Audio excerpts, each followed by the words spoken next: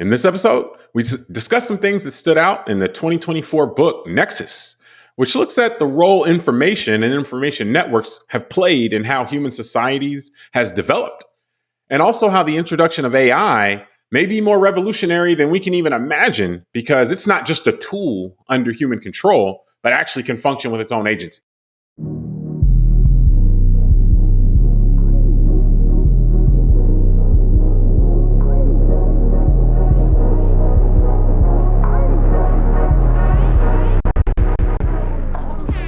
Hello, welcome to the Call Like I See It podcast. I'm James Keys, and rolling with me is a man who may say some wild things sometimes, so much that people may wonder what's gotten into him sometimes. Tunde Ogunlana. Tunde, are you ready to spit some venom today? Yes, sir. I'm just aging like fine wine. All right. There we go. That's what we all strive for. So now, before we get started, if you enjoy the show, I ask that you hit subscribe and like on your podcast platform or YouTube. Doing so really helps the show out. Now, we're recording this on November 5th, 2024. And since nothing else is going on today, we decided we'd continue our culture series today by doing some reading between the lines in the 2024 book Nexus, A Brief History of Information Networks from the Stone Age to AI by Yuval Noah Harari. In this book, Harari first looks back at how developments in information networks in world history have impacted the societies and, just have impacted history and in the direction of everything. And he also then looks forward and how the introduction of AI could influence things going forward. Now, Tunde, I want to jump right in. What were your thoughts on the book? You can start off generally, but then also just one of the central premises of the book, that information is not the same thing as truth, and that more information does not always bring us closer to truth or more truth, so to speak. Yeah, no, that just to answer kind of the first part, it was an excellent book. I highly recommend it, and we are not paid sponsors for this author or the book, but no, just like in the book Sapiens, this author does a great job, I think, of tying together not only some kind of broad concepts about knowledge and humanity, but also tying those things together with this arc of human history and how I guess we have evolved over this time. And in this way, I mean, Sapiens was more of the anthropological, kind of physiological evolution and the mental evolution, the cognitive revolution.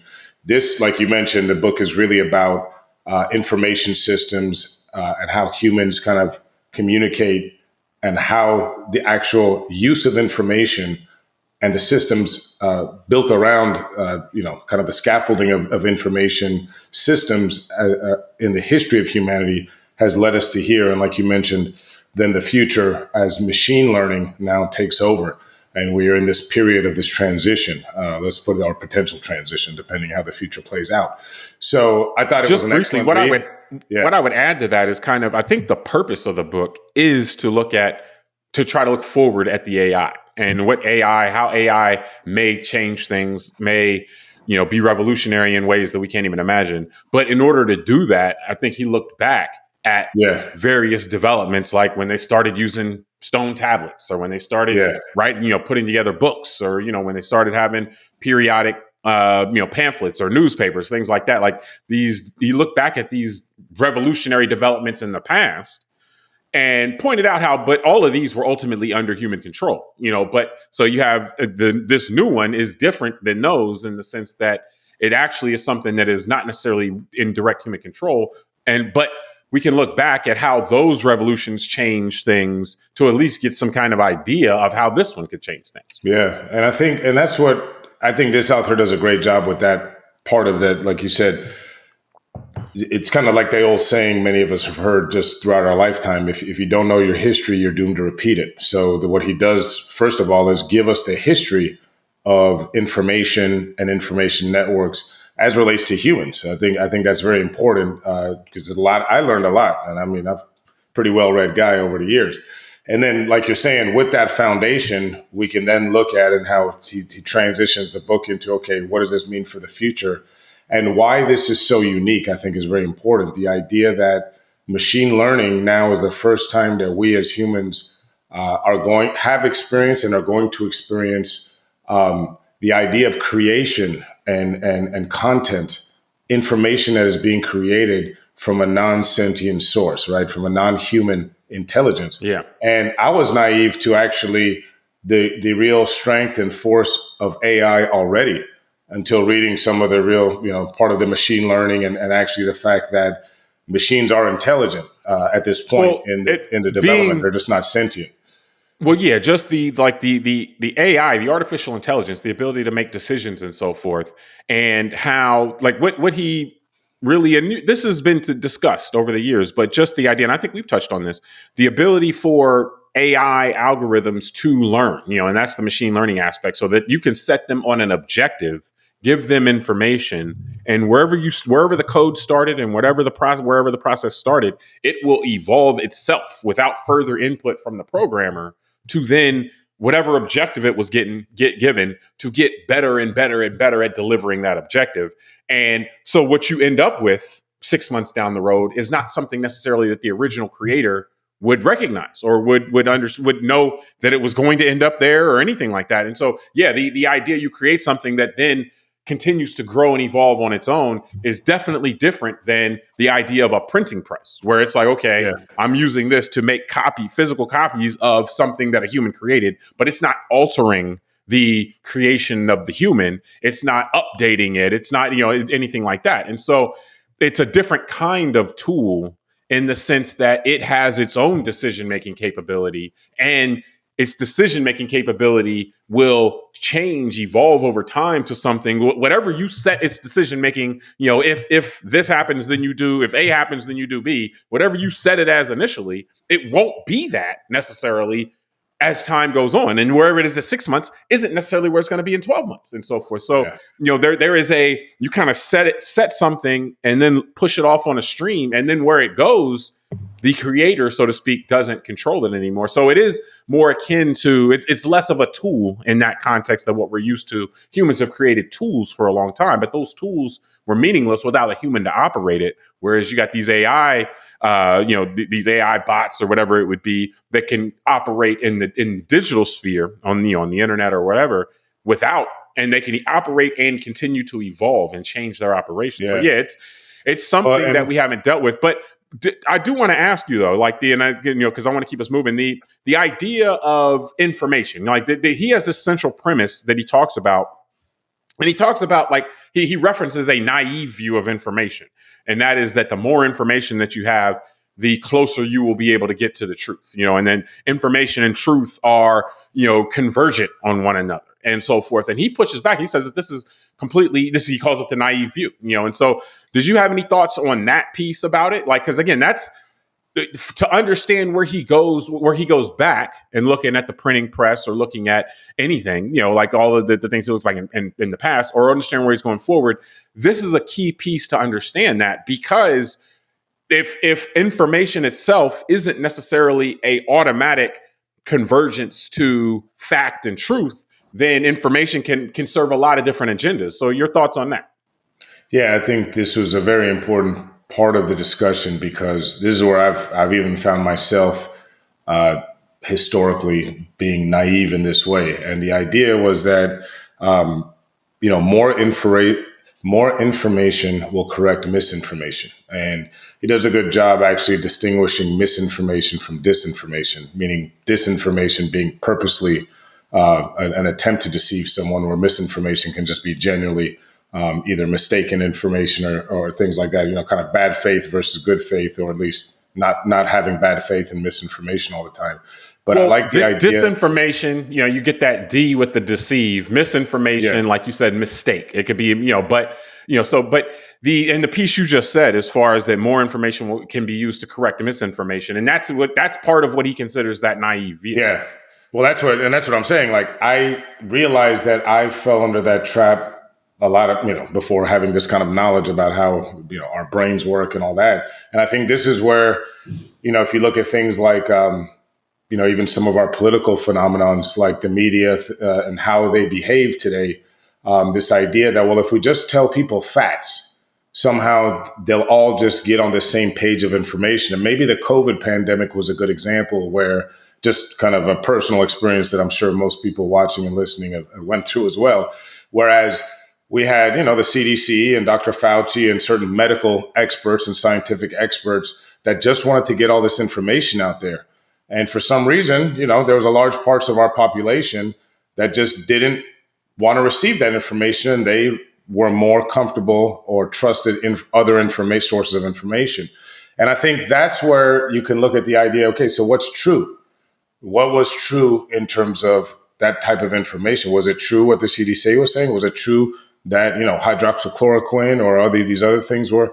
And I think that's where the idea of just adding more information doesn't necessarily create anything other than just more, just chatter and stuff. Yeah. So that to me was very interesting. And that's why I say, I realized I've had that naive view that I thought that just putting more information out there would somehow, get people to understand a different truth. I think it's a common thing because I would say him pointing out the distinction was helpful for me as well, in the sense that if you walk in thinking that information inherently serves truth, that I think is the disconnect. Information doesn't inherently serve truth. Information can be used and he actually talks about a dichotomy. Information can serve truth or it can serve order. And order doesn't necessarily need to be based on truth. And I say this in the context of, this is without like religious commentary, but just like the Bible creates order in terms of amongst the people who adhere to it and follow it, regardless of whether or not everything in it is true. And so there's information in this book. And, he talks about the Bible as a big innovation in terms of, which we can touch on later. But the idea that information is the Bible helpful from a physics standpoint on understanding how the earth came into being? Many would say no, but the idea that it gives people something to believe in and follow and allows people to bind together with other people that believe, it serves other purposes, So if we're looking at it only as each statement, each paragraph, how much of this information is truth that can be verified either scientifically or this and that with documented history, then you're missing the point of the whole book.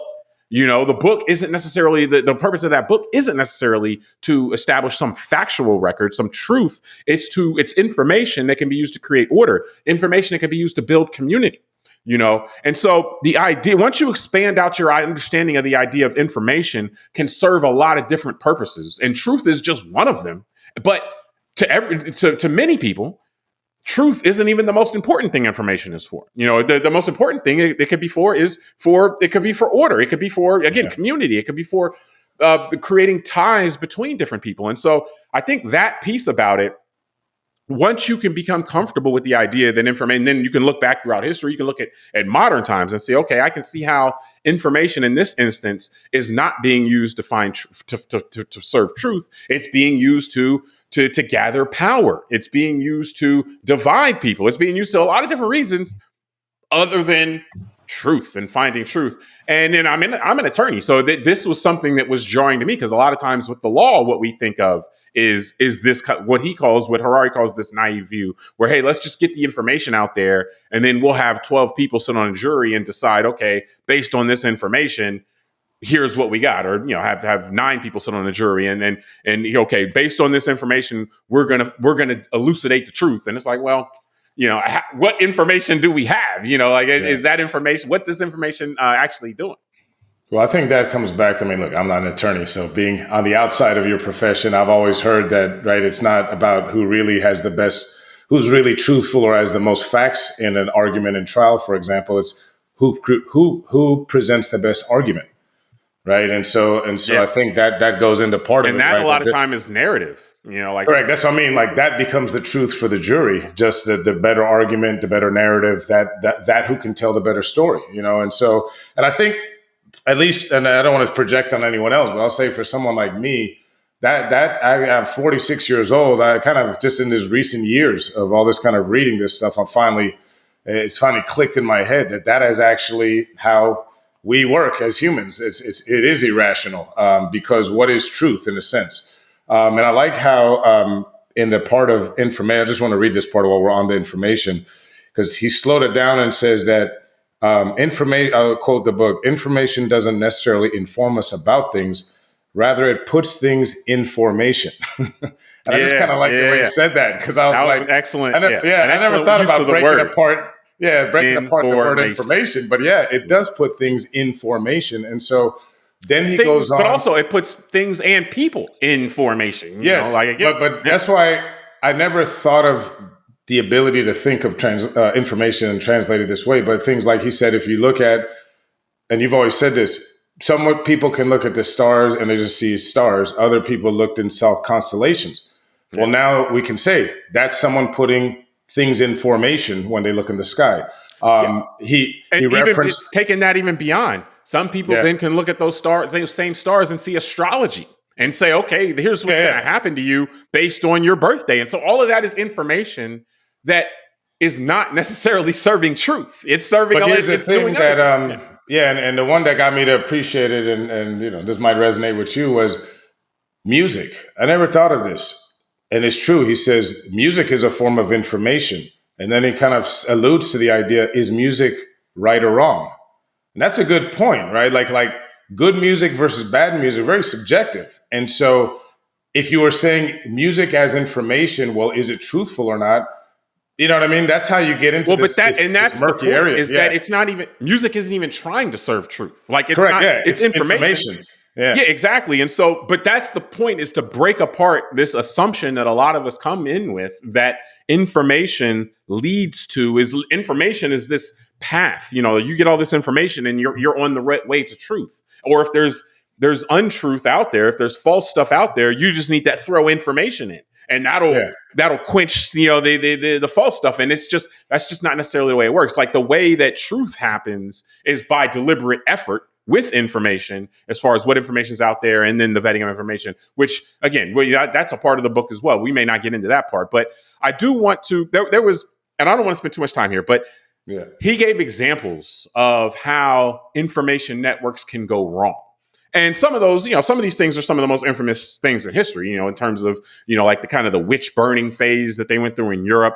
And I hate to sum it up like that, but I mean, because it's terrible, it's terrifying stuff. But even also like kind of Nazism or Stalinism, and how information networks were created there to murder millions of people, And so, were there any of these things that stood out to you in terms of just examples? I mean, and again, all of this is being provided in the context of looking in order for us to look forward and say, okay, what's going to happen with our information networks now that, in addition to humans creating information, distributing information, curating information, you have AI doing it. So again, let's look back at how this stuff has gone wrong in the past. So in terms of any of the things that have gone wrong in the past, were any of those particularly significant to you, or what stood out in that? Yeah, no, again, they all were. It's fascinating. So another quote: "Truth may be essential for the scientific method, but may not motivate a nation." And again, it goes back to, so I'll say this, because you're right about the Stalinism, Nazism, all these isms. It is really all about ideas and what is the truth of that society or that nation. And so, and that's an interesting kind of dissonance there, right? The scientific method requires actual finding out facts, and actually requires one to acknowledge ignorance. That's interesting. But see, scientific method is a discipline. That's the structure that's put onto the information gathering and the information vetting. The scientific method isn't information. It's saying, here's how we want to handle information. And so that's where you have this pursuit of truth. Like you said, the recognition of ignorance, the introduction of self-correcting mechanisms. So people are rewarded for pointing out deficiencies, as opposed to being shunned for pointing out deficiencies in the current information. And so, that's a good point to bring up in terms of the scientific method is a discipline. A jury trial is a discipline. A constitutional republic is a discipline that is trying to take all of this information that may float out there and introduce things that will allow you to get closer to truth and justice, or whatever other objectives you may have. Yeah, and that's really, I think, that if we look 30,000 feet at kind of how societies can be organized, whether democracies or autocracies. Well, don't go there yet. Don't go there yet. Yeah, no, I'm just saying that the idea, like you're saying about the self-correcting mechanism and the ability to acknowledge ignorance, kind of that humility to say, well, we were wrong, or I don't know this, so I got to go this other direction. I mean, I think the idea. we don't we'll get into appreciate that, like, in the you know next what I mean? Piece. Yeah, let's save that for the next piece. Yeah, no problem. So to go back to, because what fascinated me about the quote was, we got stuck a little bit here on the scientific method, but that truth may not be essential for motivating a nation. And so you talked about some of the regimes of the 20th century. And one of the things I thought of was something we've talked about in different discussions on our show, was things like the lost cause, because I was thinking about our American story. Yeah. And this idea that, think about it, from the Civil War all the way till 2023 in our state in Florida, when our governor was promoting the banning of certain history books about American history and leaving out certain parts of American history. And you and I sometimes would talk about Which, this. By the way, is a form of controlling information. That's a correct, form of controlling information. And not for the purposes of truth, but for the purposes of building a society. Correct. And that's what I'm saying. Like, for me, this book was just eye-opening for me to reflect on how I feel about things, even because I personally was offended when Governor DeSantis did that, because I'm thinking, wow, why are you trying to exclude the history of all Americans, and just kind of stick to this narrow slice? Put it now I can way. appreciate. Put it a different way, though. You were saying, why in the world are we trying to make this information less truthful? You were objecting to the idea that he was walking us away from truth, so to speak, correct, by banning because, and that's where, again, we have these pockets of culture, right? It's a truth that I understand from the facts that I've read and the history that I understand of the United States. What I've learned to appreciate is that, for whatever reason, right, just like this book tells us, to motivate a nation, before you and I were born, obviously, right, the stories of the nation that were accepted and allowed to be put into the curriculum, let's say, and is the word you like to use, curated into the American fabric and American history. Unfortunately, those stories did not include sometimes people like us and the realities, like we talk about, the amount of black cowboys that really existed in the late 1800s versus by the 1980s, when you and I were growing up, the lack of that same representation when we would watch old Western films that were filmed in the last 60, 70 years. So somewhere along the line, I guess decisions were made collectively by the nation to have just this kind of main narrative story that did exclude a lot of truths. But that's what a nation needs to that's what was believed. That's what it was believed, that was what was necessary to keep X number of people all pulling in the same direction, and it's like, okay, well, we don't want to say anything about acts of terrorism committed against black folks, and like, we want to remove all that stuff. Even though it's truth, we don't want that information circulating because we feel like that won't build the nation, so to speak, which, again, I disagree with. But in this context, you understand exactly what that is versus, this personal animus necessarily that you might interpret it. To me, I would say, though, that the piece that illustrated this for me was, he pointed out, two different publications. You have Copernicus's book, and Copernicus, the guy that realized that the Earth revolves around the sun, not the other way around. And then he also talks about the witches, the witch's hammer, the hammer of the witches book, the book that set off the witch burnings.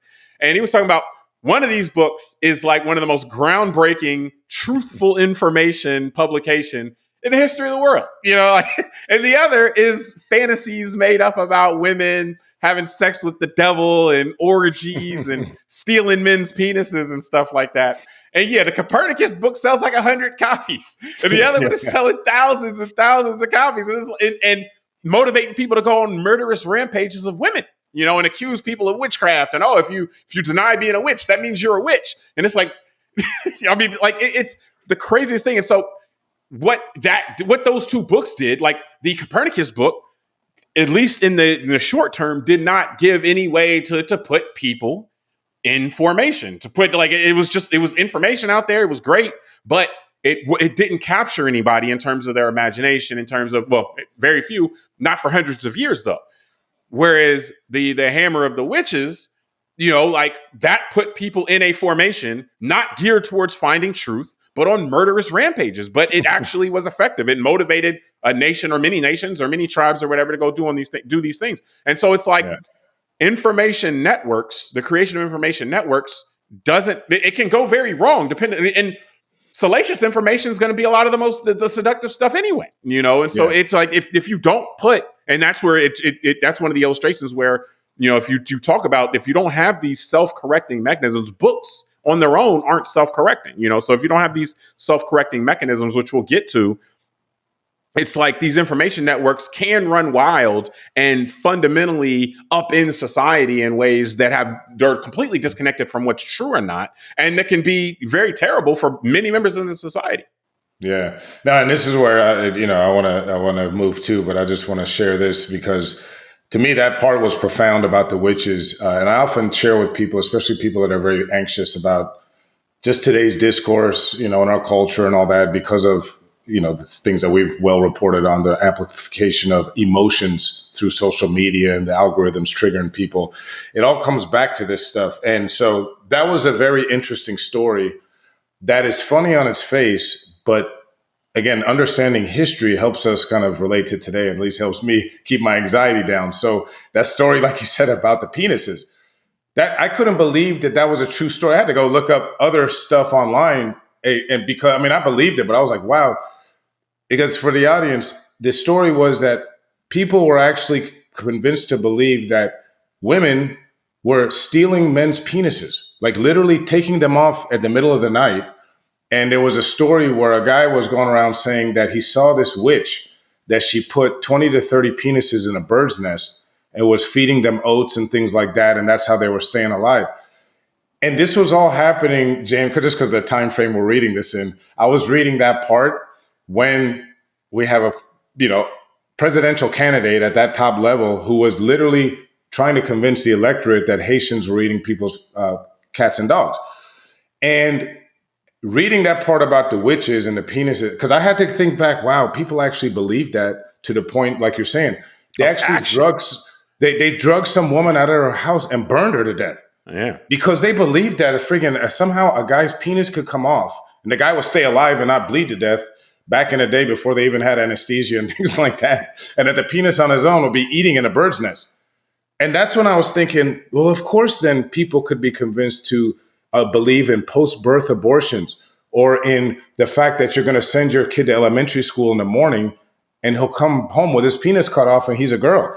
That's things that to me would be unbelievable to even believe when someone says it, but that I read this and historically, this is just the way human beings behave. It's like, okay, this isn't about being intellectually right or wrong. This is just about people want to believe certain stories. Some people do. And when enough people do, we have this critical mass of pain. It's one of those things like, and people like you and I are blind to it a lot of times because the more fantastical a story is, typically I'm looking, I know you're like this too. I need more and more proof. The more like, if you said somebody jaywalked across the street, I don't need a lot of proof for that. But if you're saying, they're cutting off, people's, penises and then feeding oats to it, I need a lot of proof. I'm not going to take people's word on that. But that's just not how penis can eat on its own. that's not how everybody looks at it. And so a lot of times, and again, that's why this book was very helpful to see that and to really look at from a historical standpoint, like this stuff really happened. And it's like, okay, when I'm hearing all this fantastical stuff and I dismiss it as like, okay, you say all that, man, you better come up with a lot of proof. That's not necessarily the way that everybody or even many people are wired, so to speak. Particularly if the information that when that information is put out there, if it serves some other purpose, I'm wondering, is it true? But what if it's just to make people feel together, to unite people behind another person, like to make them feel connected to something like that? If the information is for that purpose, then the truth of it, while I'm looking for the truth of it is not even what the receiver of that information is looking for.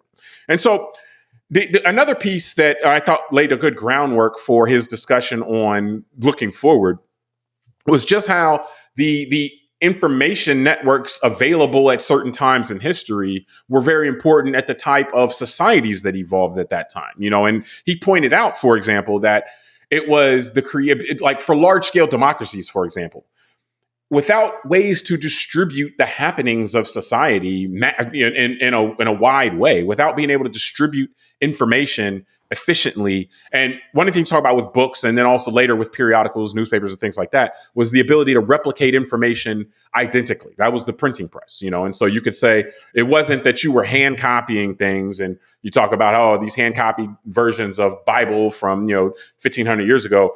These things all had little errors, and so you couldn't even make one for one copies of things very easily. Whereas the printing press, you could do that. But the ability to distribute information, what was going on in society, widely, quickly through like newspapers, pamphlets, things like that, is what really enabled large scale democracy. Like in the United States, and that's a large country. That's not just a city that's practicing that. So where people can keep up word of mouth and stuff like that. And then on the same lines, large scale like totalitarianism, like when you look at the what they did in Germany in the 1930s and 40s, what they did in Russia, with the Stalinist Russia and so forth, where you have the government's assuming total control over everybody's thoughts and actions. That was impossible. That wasn't how autocracies functioned 500 or 1,000 years ago, because there was just no way of getting all that information without the telegraph and ultimately radio, all that kind of stuff. You couldn't communicate that kind of information wide enough to exert that much centralized control. And so from that discussion, kind of what stood out to you in those, like in how we laid out the connectivity of the capability of the information network to the type of society that can evolve. And now it doesn't necessarily mean it's going to evolve into that type of society, but just the open up the possibilities for the kinds of societies. Yeah, I think this is all just like awesome stuff to think about, because it's kind of profound. I mean, this is, like you said, I see it kind of a coming together over the last few hundred years of, the scientific method and the industrial age. And all of that combined has led to greater and greater discoveries and inventions, maybe let me put it that way, of how we can share information quicker and easier, which then helps to increase things like human productivity. So, where like 85 years ago, a computer was a punch card, right? But that was still more efficient than, something 100 years earlier than that, like the printing press. So I think it's all very interesting, because to your point about the 20th century and some of these, whether it's the totalitarian regimes that sprung up, whether Stalinism or Nazism or Mussolini, in terms of the way that they used information to create new truths about their societies and how people should see the world, or if it was things like in the late 1700s, the U.S. Constitution, and how that was a document, and that type of information and that type of truth created, what the United States became by the 20th century. And so, to your point, I mean, without the technologies, the ability to communicate and have these shared stories through humans be able to circulate vast distances, this was not possible at any time in human history prior to this kind of last couple hundred years.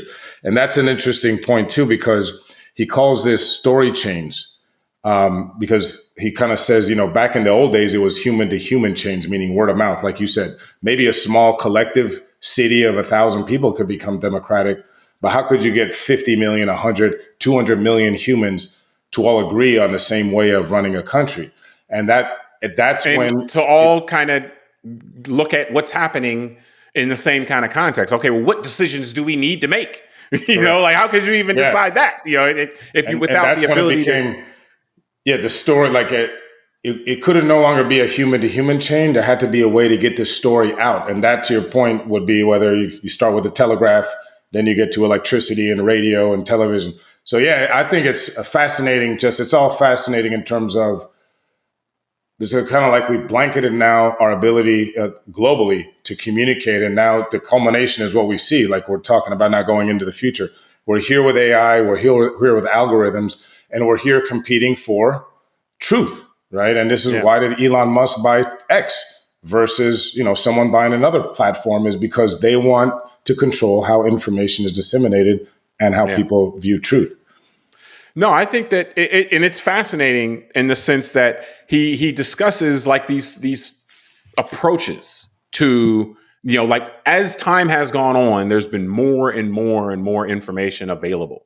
And that's illustrated through, if it's just word of mouth, then, really you're just limited on how much information you're going to consume and take in. Like you might go to a town square and hear from one person. Other than that, you're just hearing from the people that you're talking to, and so how many people can you talk to relative to, and more so, how many people can one person talk to get that information to? But then as you go, if you introduce printed material, that can be shown to a lot of different people. And that's talking about like clay tablets. But then if you look at the Bible, for example, that can be distributed to millions of people, and especially after the printing press, when you can create so many copies, thousands and millions of copies.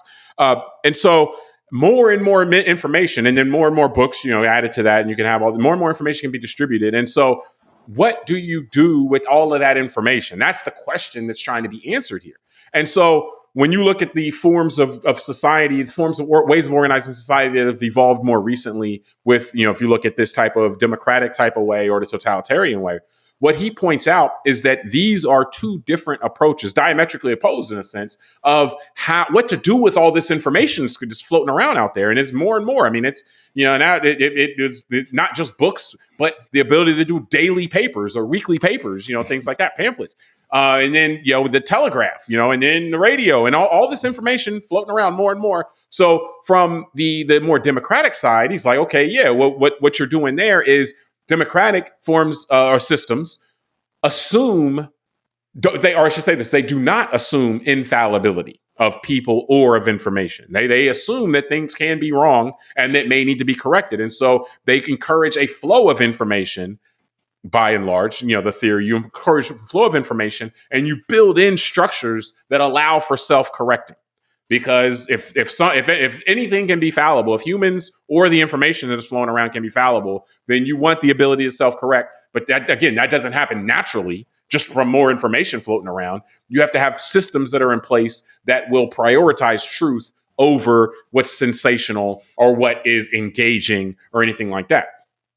Versus the totalitarian approach, which was the answer to this question, which is we're just going to control all the information. But that assumes infallibility on behalf of the leadership or of whatever the leadership is saying, that information that's in place there. And so it's a completely different approach. But all it is trying to, how are we going to manage this huge flow of information, this forever increasing flow of information? Are we going to build in self-correcting and allow societies to evolve with as more information becomes available? If we learn something that we thought was inaccurate, or if we see a person that makes a mistake or does something wrong, are we going to be able to correct for that? Or are we just going to keep going down that road, which is the alternative? The totalitarian is just like, look, no, the whoever's in charge, whatever they say, that's what it is. And it's infallible. And that has that approach. If you look at a spectrum of truth versus order, the totalitarian approach biases everything towards order. We want things to be in order and predictable and everything like that. Whereas the democratic approach, the self-correcting approach, prioritizes truth, sometime at the expense of some level of order. And obviously the totalitarian prioritizes order with a lot of at the expense of truth. So, I mean, I thought that looking at that in this spectrum was really interesting. But again, we'll talk about this, next, is just how this sets the stage for how, when you have AI coming, there's going to be much more information, not just being curated, but AI has the capability of creating information. So, I'll let you react real quick before we jump to that part. No, I think because what you're getting at is a big part of this section in the book of the infallibility was also, he's discussing the idea of bureaucracy, that information was the cause of the entire cause of why bureaucracies were created. Yeah, why they were needed. Yeah, someone needed to be able to store this information, tax receipts and things like that for a nation. And so you're right. It says, bureaucracies and myths both sacrifice truth for order. And it's just fascinating to me because you're right. I think some of this is even how we're wired as individuals. This goes back to Star Wars, right? The rebels versus the Empire. The Empire was the Empire. It was the Emperor Palpatine, Darth Vader.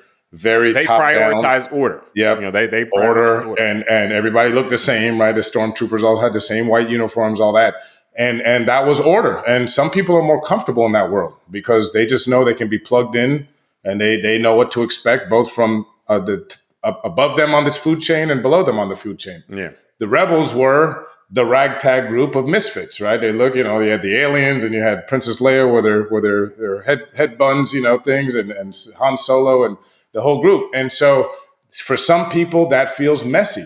For other people that feels like it's comfortable because they don't have to be in some sort of order. And I think that is the wrestling between in the modern age, right? Like democracies versus autocracies. Democracies can feel messy, but they have these self-correcting mechanisms. Like in the United States, we vote for our leader every 4 years and every 2 years, let's say, for Congress. They haven't, that certain countries have had the same leaders in the same era of living on the planet Earth for 20, 25 years. Leaders leave for life in certain countries. And both have their pros and cons. Just to say this, it's because of the self-correcting that it feels messy. It's not that it's not those don't operate independently. Like by taking away self-correcting mechanisms, you can make things feel orderly because whatever the world you woke up in today is going to be the same world you wake up in tomorrow and the next day and the next day and the next day. Even if the world you woke up in is tragic, for some reason or the other, or we're just doing things in a terrible way, versus the messiness comes from the self-correcting. And I think it's more of a spectrum. I think that just people are at various points, their level of discomfort when there is transition, when there is disorder. A lot of people are very averse to change. Some people are welcome change. And so that's kind of the struggle when we put all of us together in a society. And it's like, well, how are we going to go? And like you said, or like we were talking about before, the democracies with self-correcting mechanisms, and again, it's not necessarily what you call yourself. It's how the structures in your society are set up. Are they set up to prioritize order and building, like having people building a nation, so to speak, in the Ron DeSantis mold, like saying, hey, we're going to take truth out of the history books because we want order? Or are you going to say, hey, we want more information, we want to get closer to the truth and closer to what's actually real by introducing self-correcting mechanisms. And that's going to be messier. So, all right. So all of that to say, looking forward. Now, the book spends the second half of the book looking forward. Like we looked back more in our show. We're not going to spend, another, this amount of time talking about the forward part, but we did want to touch on it in terms of where the book basically said, okay, now, and I've sprinkled it in throughout this conversation. We're talking, AI introduces, because AI grows and learns on its own, and then it is an actor. If you think of, like whether it be Twitter, a bot, so to speak, and if it's a self-learning bot, a bot that has machine learning code, where it's going to, hey, this bot is programmed with the objective of increasing engagement, and it's going to learn how to do that. Or this algorithm that curates your social media is set up to increase engagement, and it's going to continue to learn based on what happens, based on its millions of interactions with millions of people, what does best in creating engagement, and it's going to adjust based on that and change without additional input from programmers. What Harari talks about is that these are actual agents within these information networks now. They're not just reproducers. A printing press is a reproducer in an information network. A book goes there, and then 30 of those books go out back into the net or go out into the network. They're the same thing. And so AI agents, though, are actual agents that can not just curate what's out there, they also can put information out there and so forth. And now this is just revolution. He calls it an alien intelligence more than artificial intelligence. What stood out to you in this part? I know, again, we're not going to spend a ton of time here because this is admittedly a very speculative part of the book. But what stood out to you in this part, as far as how the warnings or the concern that Harari expressed, as far as the challenges that this will introduce when we have all these additional artificial or alien intelligence agents out there adding to the information network that exists? And again, also another thing where we're drastically increasing the amount of information that's out there, and all of it's not coming from humans now.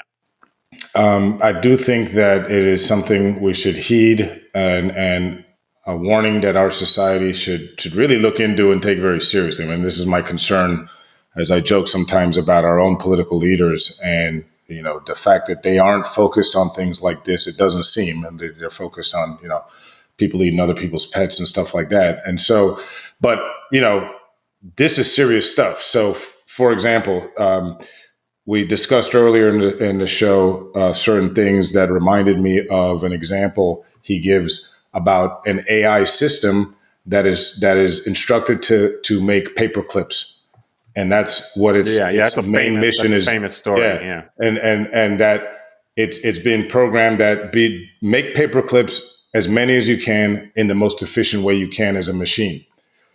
And it says that, if in this example, if the machine is strong enough, eventually it will end humanity in order to accomplish its goal of making paper clips. And then it may end up destroying the earth and because it's using all the resources to make all these paper clips.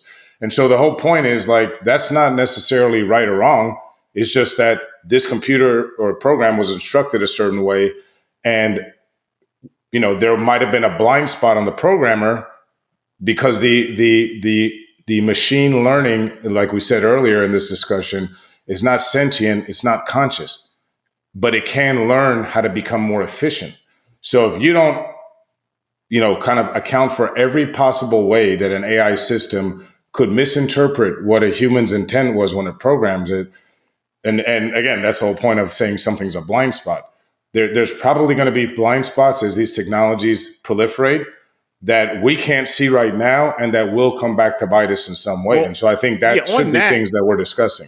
Well, just real quick, again, I don't want to, I'll let you keep going, but on that, what he talks about is that's the alignment problem, so to speak. And the point he makes is that it's impossible to foresee how, it's functionally impossible in that scenario to foresee how, if you give a computer an instruction, maximize paperclip production, it's impossible to foresee all of the different ways that as it continues on its journey of evolution and learning the best ways to do this and trial and error and all that, to see all of the different pathways that can go wrong from a human standpoint. And so the question is, and which is still an open question, but many people think that there's no way to say, hey, we're do this, but never harm a human being. Well, that adds in this other scenario where, okay, well, is he direct or are things directly harming human beings or not? And so it would be without the ability to say to provide proper constraints on whatever instruction you give this self-learning artificial intelligence. Without the ability to do that, we never know what the ultimate result will be. And he talks about the Myanmar, disasters where Facebook says create engagement, and the Facebook algorithms learn very quickly that fostering outrage and genocide is the best way to create engagement. So they foster outrage and genocide, and it's like, well, hold up, that wasn't what the programmers set out for it to do. That's what the machine learned on its own very quickly from, again, millions of interactions all the time. And so this alignment problem is one that we've dealt with, he goes back throughout time in terms of how alignment problems have emerged, and oftentimes between war and politics and so forth. But this is something that is inherent to the difficulty of trying to create of creation, so to speak, which is what you're doing when you're programming these AIs initially and giving them the capability to learn on their own. Yeah. And the other thing that I found very interesting in this kind of idea about the future and where things can go is,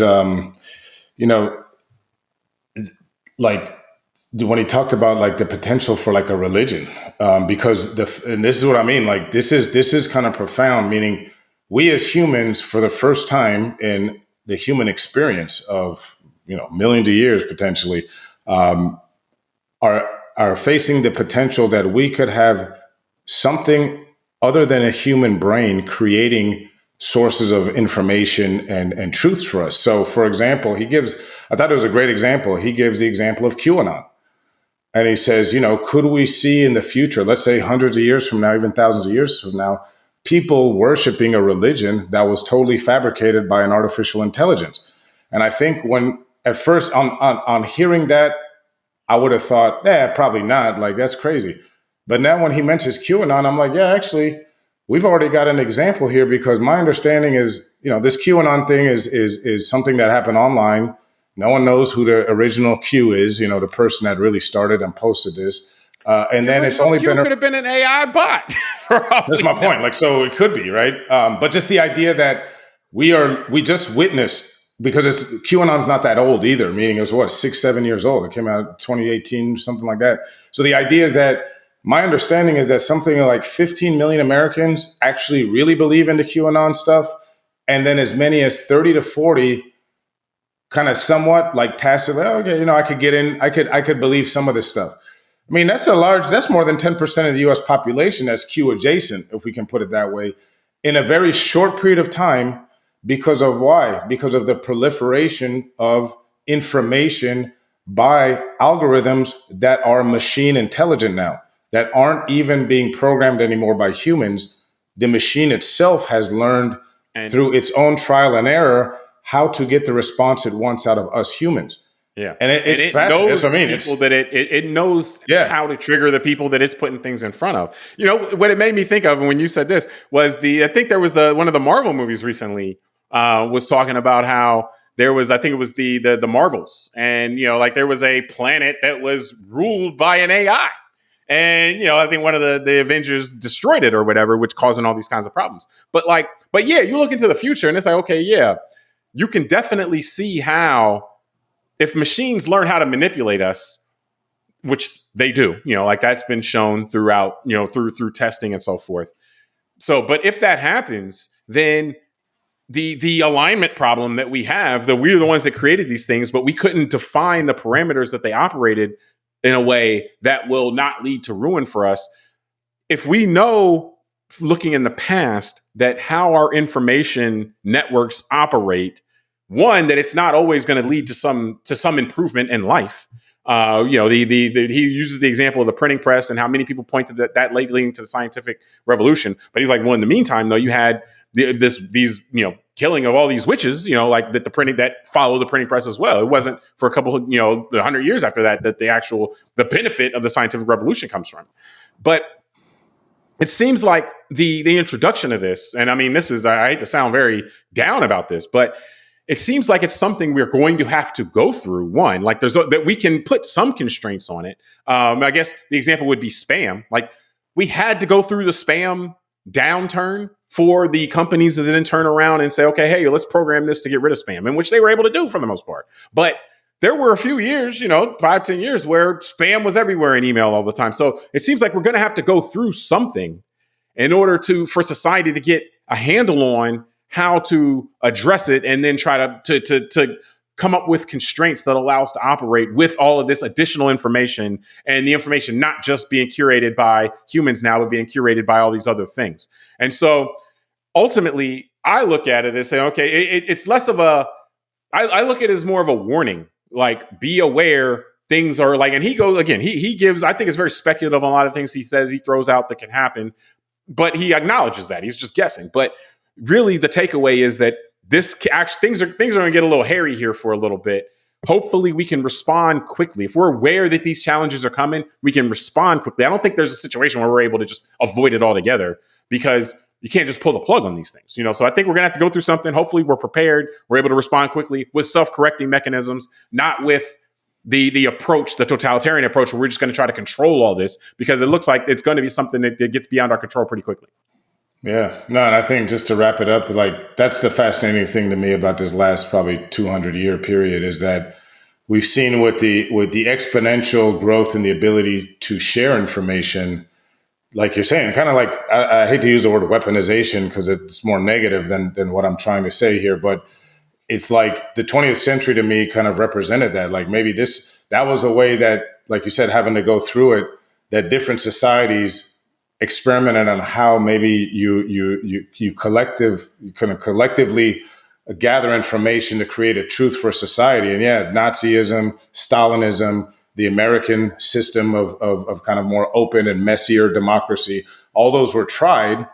And I think, it appears that the one that won the 20th century was the one that allowed the little bit of messiness and self-correctiveness that provided the great, and I say this, from the migration patterns of humans, right? People wanting to come to the US, England, Canada, Australia, all the kind of Western style nations that had self-corrective mechanisms of information sharing, seem to have won, at least through the votes of people migrating.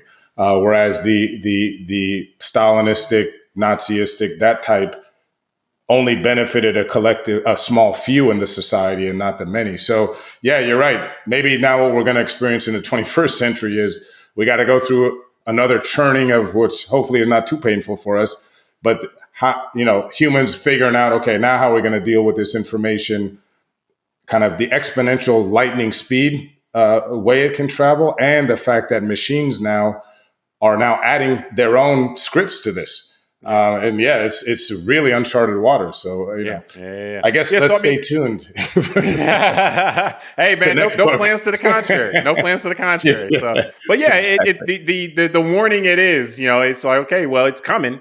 And so what can we do about it? And we do have lessons from the past. So, as we talked about earlier, hopefully you can learn from those and not necessarily avoid any struggle, but once the struggle hits, to be able to come with solutions that we can use to put us on a good ground. Because if you look at where the 20th century started versus where it ended, I mean, there was a lot of progress that was made in terms of even avoiding large scale war, in terms of just creating a world where it wasn't perfect. There were, the economic exploitation, all that stuff was all still there. But if you look at what happened in the first 50 years of the 20th century, the way the last 50 years unfolded, was not the same. It was not filled with the war and the death and so forth. And if you talk to somebody in the first half of the 20th century, they would never believe that the world would have been able to control nuclear arsenals as well and not destroy the whole world in that way. So